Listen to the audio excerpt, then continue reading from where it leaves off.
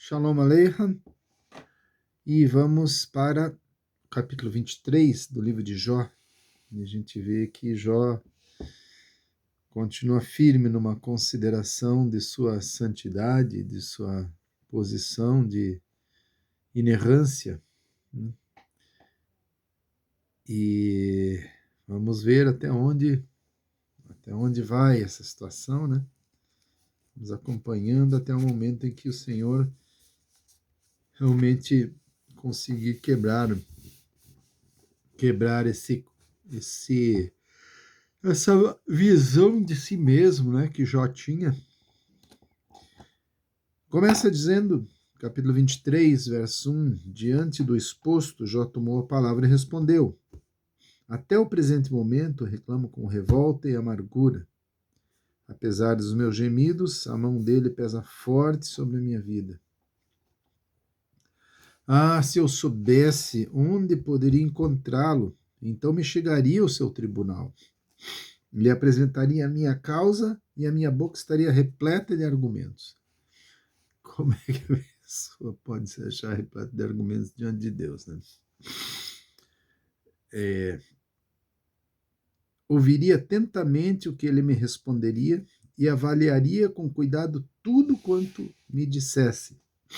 Porventura, segundo a grandeza do seu poder, contenderia comigo? Penso que não. Ele não me acusaria de nada. Ali o homem íntegro pleitearia com ele e eu seria considerado inocente e sairia liberto da presença do meu juiz.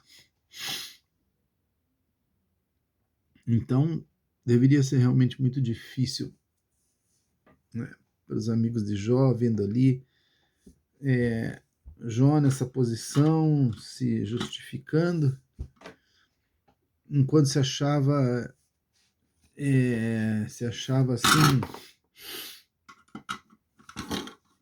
inocente diante de tudo e como que injustiçado pela mão de Deus, embora ele confesse que o Senhor é o Todo-Poderoso, sabe o que faz. Daí ele escreve assim, ó: entretanto, se o busco no Oriente, lá ele não está. Se parto para o Ocidente, também pouco encontro. Quando ele está agindo no Norte, não consigo enxergar. Quando as suas ações ocorrem no Sul, nem a sombra dele me é possível perceber. Né? É uma contradição a outras partes das Escrituras que diz: onde eu puder colocar a minha cama, o Senhor estará lá. Seja no fundo do mar, seja nas alturas, seja no monte, seja numa caverna, seja onde for. Então, ele vai dizer assim: todavia, ele conhece bem o caminho por onde passam os meus pés. Se me colocar à prova, constatará que sairei puro como ouro refinado. É uma visão tanto quanto assim, positivista demais, né, de si próprio. Os meus pés acompanharam suas pegadas. Mantive-me no seu caminho sem desviar-me dele para nenhum lado. Jamais me apartei dos mandamentos de seus lábios. Dei mais valor às palavras da sua boca do que ao meu próprio pão de cada dia. Contudo, ele é o Todo-Poderoso. Quem poderá fazer qualquer oposição? Ele faz o que decide fazer e realiza quanto deseja. Sendo assim, ele cumprirá o que está decidido a meu respeito e todos os demais planos que tem consigo. Por esse motivo fico apavorado diante dele. Pensar em tudo isso me enche de temor. Deus fez o coração desfalecer de medo. O Todo-Poderoso causou-me grande pavor. Contudo, as provações não me fizeram calar, e as densas trevas que cobrem o meu rosto não puderam silenciar-me. E isso é o que mais irritava os amigos dele, né? Eles sempre vendo que não havia qualquer motivo para que uma pessoa tão justa como ele estivesse padecendo tanta dificuldade. Aqui termina o capítulo 23, e devido ao tempo, vamos seguir o capítulo 24, que ele vai dizendo assim: por que o Todo-Poderoso não estabelece um tempo de julgamento geral sobre a terra? E por que os que o conhecem sequer sabem quando esse dia chegará? Há aqueles que fraudam as fronteiras dos seus pastos, mudam os marcos que limitam o gado e assim roubam os rebanhos de outro. Sequestram os jumentos que pertencem ao órfão e levam o boi da viúva como penhor. Forçam os necessitados a sair do caminho e os pobres da terra a esconder-se. Como se fossem jumentos selvagens no deserto, os pobres partem em busca do pão de cada dia. Na terra deserta encontram o que dar de comer a seus filhos. Juntam forragem nos campos, trabalham duro nas colheitas dos maus, respingam nas vinhas dos ímpios, passam a noite desprovido de roupas e não têm como agasalhar-se no frio. E, encharcados pelas chuvas das montanhas, abraçam-se às rochas por falta de abrigo. As crianças órfãs são arrancadas do seio de sua mãe para servirem como escravos, e o recém-nascido do pobre é tomado à força para pagar dívidas. É interessante notar que em todas essas colocações dele, ele está citando o quanto são o quanto pessoas são contraditórias à lei de Deus, o quanto elas são avessas à lei de Deus, né? Mas sendo que a lei de Deus ainda não havia sido dada, porque o livro de Jó é anterior ali a Moisés, anterior a Abraão, anterior ao povo judeu, e é uma prova de que havia já o conhecimento do que era bom e do que era errado, havia o conhecimento da lei de Deus, porém não escrita, como a questão ali já com Moisés, né?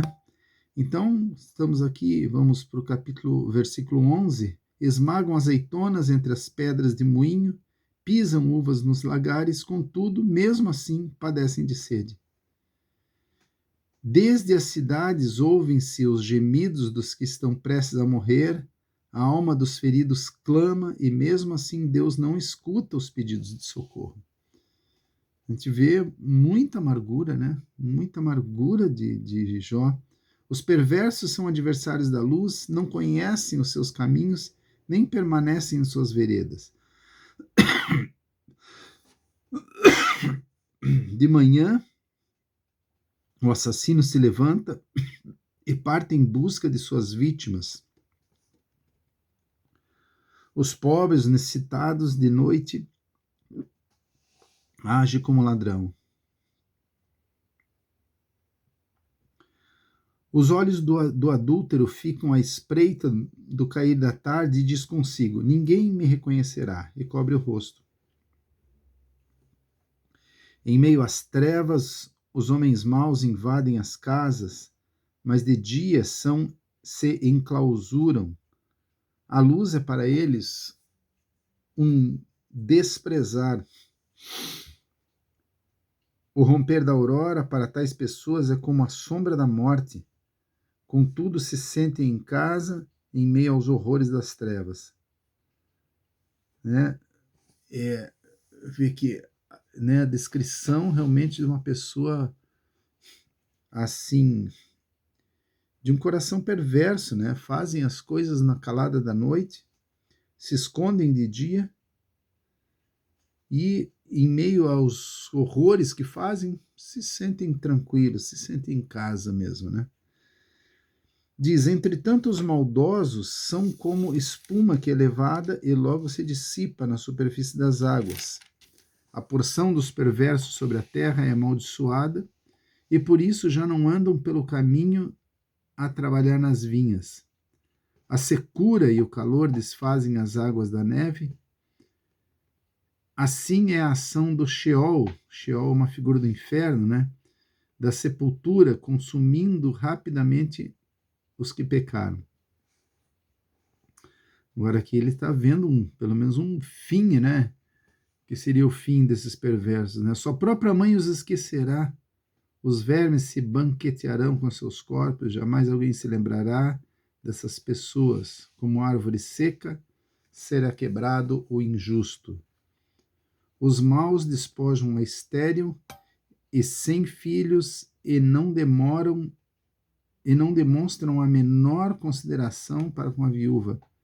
Contudo, é Deus, mediante seu poder, que destrói os ímpios. Ainda que firmemente estabelecidos, Deus os arranca dos seus lugares e acaba com as vidas dos perversos. Deus permite que vivam seguros, entretanto vigia com toda a atenção os caminhos que escolhem seguir. Assim, durante algum tempo, os malignos prosperam, mas em um momento secam como capim e são cortados como espigas de trigo. Quem, pois, pode afirmar que o que estou dizendo não corresponde à realidade? Quem poderá provar que estou mentindo ou corrigir minhas palavras? É interessante que, a gente vê que apesar da amargura, né, de Jó com a sua situação, ele reconhece o fim do ímpio, reconhece o resultado do ímpio, mostra ali a sua visão de conhecimento da lei de Deus sobre aqueles que praticam realmente aquilo que está fora do padrão da lei de Deus, né? E é muito interessante, né? A gente vê realmente, como eu já falei, a comprovação de que você vê que a lei já existia mesmo antes de estar escrita. Então, Jó, ele tinha muito conhecimento, como a gente vai ver no final do livro, que ele diz, antes eu te conhecia de ouvir falar, né? Mas agora os meus olhos te contemplam. Agora ele tem uma experiência com o Senhor. Então aqui termina o capítulo 24, né? Depois nós temos uma sequência aí, um capítulo 25 de muitos poucos versículos e 26 também. E ficamos aqui hoje. Uma boa noite a todos.